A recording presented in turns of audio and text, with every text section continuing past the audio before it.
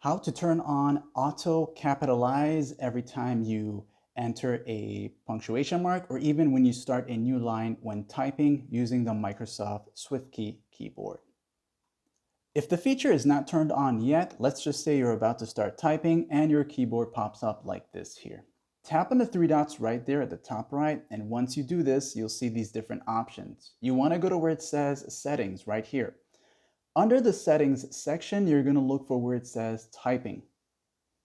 And now in the typing section, you'll go down until you see auto capitalize right there. So go ahead and turn it on, and I'll show you exactly what this feature does. As an example, let's say you are about to start typing, your keyboard shows up like this here. So the first way to make use of this is if you are about to finish a sentence or some statement and you put in a punctuation mark.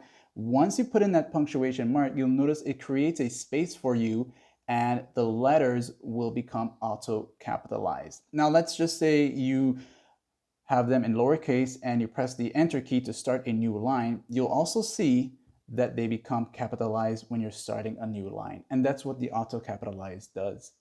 Like and sub.